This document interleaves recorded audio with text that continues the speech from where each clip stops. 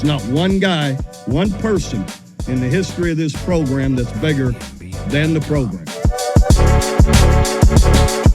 What's better than this? Guys being dudes. SEC guys. Oh my gosh. Oh, yeah. The SEC is just weird. Besides Georgia, I don't know It's who's a weird standing year. out. And I don't know if Georgia is actually the best team in the country. Let's break down some of the big games of the weekend. Alabama defeating Arkansas only 24-21, a close game there. My Tennessee Volunteers beating Texas A&M 20-13. My Tennessee Volunteers. Jesus. Yeah, I'm the biggest Tennessee fan west of Mississippi. Georgia beat Vandy 37-20. LSU beat Auburn 48-18. And then Missouri beats. Tennessee's not west of the Mississippi. No, I am the biggest Tennessee fan west of the Mississippi. When he says west of I the Mississippi, it means the Mississippi River, Mark. I hear you. No, I know that. I'm trying to hold on. I got to pull up. Knoxville's east of the Mississippi because the Mississippi runs through Memphis. I hear you. Yeah, I'm just saying. That's why it's safe for me to say this. So okay, it runs through Memphis. Yeah, which is the western border of Tennessee. And I'm west which of is it. the western border of Tennessee. Okay, I thought Tennessee sort of more like broke the line. Like it's a weird state. It got some of the weird river. State. No other and then state. I was like, Patrick, there's no way you're the biggest west of. I'm pretty sure the Mississippi River is the border for Tennessee. It looks like it west on side. this. Yeah. You know what? This is a fishing map. This isn't even states. That's not. Anyway, It's not as awful as it could be. It's basically the border. Yeah, it's basically the border. It is. Tennessee. So yeah, your Tennessee Volunteers, man, they take care of business. And look, it's best to just start here. Terry Bussey, give me a call. David Hicks, give me a call. Jimbo Fisher is gonzo. That game is over. They're going to be done playing that at the end of this year. You can't have the talent on talent on talent and not have results year after year after year. It is the same story in College Station every time. It's the Texas game. It's the same game as Texas. We've got more money. We've got more resources. We can give you everything you could possibly want. Come play here. We have a dodo head at the helm who is unable to take all of that talent and turn it into something real. And these guys are making it to the NFL. All of them make it to the NFL. So it really is just Jimbo Fisher's inability to win games when put in positions to win games. That's what it's going to come down to. And boy, it's going to be fun to see how much they will bid for Deion Sanders' services. Dude, I said the same thing to my Aggie friends yesterday. Tennessee won that game 20-13. Again, Joe Milton throws 11 for 22, 100 yards, 1 touchdown, 1 interception. Joe Milton plays poorly. Bad quarterback play. What? He runs 34 yards on the ground. Max Johnson, A&M quarterback, goes 16 for 34, 223 yards, 0 touchdowns, 2 interceptions. The Tennessee Volunteers only scored 1 touchdown with their offense and still were able to pull out a win against Texas A&M. It's the exact number Texas A&M scored too. Well, yeah, but yeah, exactly. But to your point earlier, they had more talent on the field. They have had more talent on the field for years now, and they have more talent than anybody. Like they had the best draft class ever compiled this past year. Draft class, you guys know what I mean? Yeah. Like I don't understand. Like I don't understand how you can Alabama or Georgia. They're man to man. They're better than everyone. Yeah. I don't get it. Like I don't understand. Well, and to be sincere about it, I don't think primetime is leaving until after next year, because that's when Shiloh can't transfer again. And Shedeur is going to go into the draft next year. So I think he leaves then. I'm not sure A&M has an appetite for one more year of Jimbo Fisher. So it becomes who's available this offseason. Right. That's going to be so fun if that opening does come available. Yeah, that buyout, man. Ooh. I just don't know. It's 1 year less. Yeah. Jesus. I'm unsure who is truly available for that job right now. So that's it's a very unique job, man. Yeah. It's different. You got to deal with a lot of different kind of stuff with Aggies. Definitely. Let's talk about a little bit about Alabama versus Arkansas. Yes. 24-21. Alabama not dominating the Arkansas team at all. Well, Dude, they for like 3/4 of the game they did dominate. You're right. They Like did come back. like it. and then then something happened in the fourth quarter that I'm not really sure, because we were at Bryant Denny Stadium and it just seemed to like start slowly falling apart for Alabama, and it just felt to me that just Arkansas didn't have enough time. They just didn't have enough time to make the complete comeback. But if there was another quarter of that game, we could have definitely seen an Alabama or a Arkansas upset.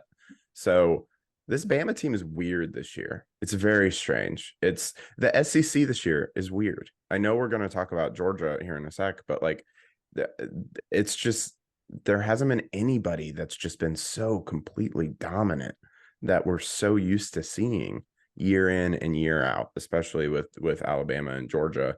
And we've kind of been skeptical on Bama a little bit all throughout the season.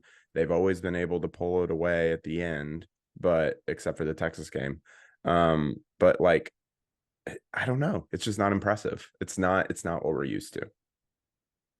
This week was an eye-opener for me in the sense that I thought after the game after Texas, when they started Ty Buckner and then Tyler Simpson comes in, it's a weird week. And then after that, they go right back to Milroe and they said, this is our guy. We're going to build it around him.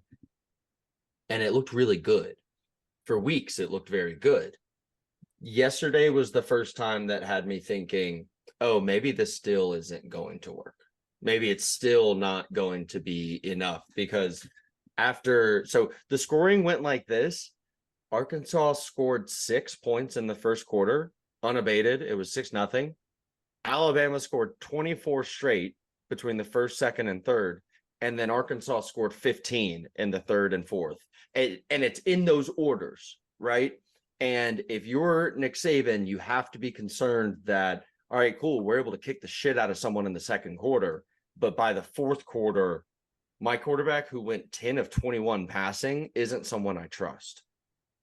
That's a position he hasn't been in like a decade, maybe longer. And it really shows at the end of these games, because the offense is stilted.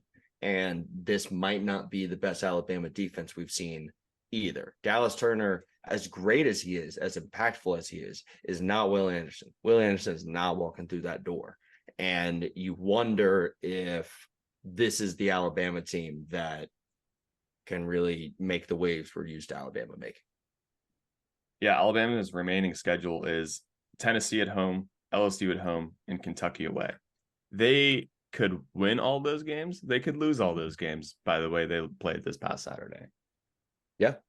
For sure. LSU's a weird rivalry for them, so they're going to be up for that. Tennessee's a real game. Maybe we get Nico by then. And Kentucky just got the ass kicked out of them by Georgia, and Missouri. Speaking of that game, Missouri beats Kentucky Yeah, 38-21. Any notes Kentucky on Kentucky's not that good. Like, they're not that good. So, but Mark Stoops guys. No, they're not that good. Everybody was hyping them up after Georgia dominated them last week, and they were like, "Well, Georgia is back." And I know, like, I kind of want to talk about the Georgia Vandy game here in a second, but like last week it was like, oh, Georgia's back to who they are, and then this week, are they? Because that Georgia Vandy game did not go the way that it should have gone. Allowing 20 points from Vanderbilt, winning that game 37-20. That's not good enough if you're Georgia. If you're number one in the nation, allowing 20 points, not good enough with Vandy. That game was closer than that score says. Like, I watched most of it in the morning because there was like not a lot of great morning games on, other than the end of the Bama Arkansas game. But it was closer than it should have been. And it was basically, they were at Vandy, but it was basically a Georgia home game with all of the Georgia fans in attendance. They just didn't really look that great. They did not look great. I don't think they've looked really good all year, except for the Kentucky game, which Kentucky's a little suspect at this point. They're just not the same team that we've seen. We cannot pull them off the number one spot. They've won the championship the last 2 years. So until they lose a game, it's not going to happen. But at the same time, there's cracks there that were not there the past 2 years. So I'm interested to see what happens as we get a little further into the season with them.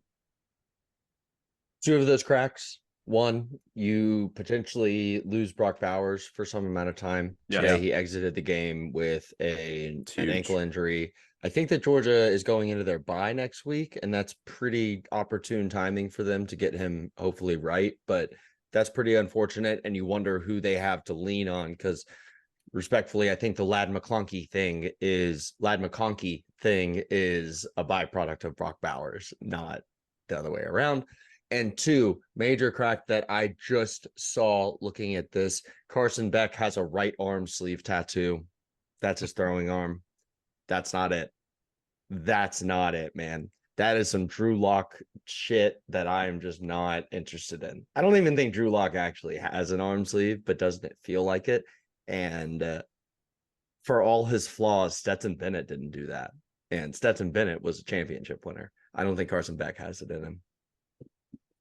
Hey, great analysis, Mark. I couldn't agree more with the arm sleeve analysis there. You guys, well, folks, I think that about does it. Unless you guys have anything else. I'd say so. No, I'd say we're so good. as well. Remember, though, before you leave us, go to thefanstop.com right now. Use our code PGUYZ for 15% off their Shirt of the Month Club for the first 3 months, or 15% off their game day polos. Guys, thank you so much for joining today. Thank you so much for listening, baby. 3, 2, 1. There's not one guy, one person in the history of this program that's bigger than the program. What's better than this? Guys being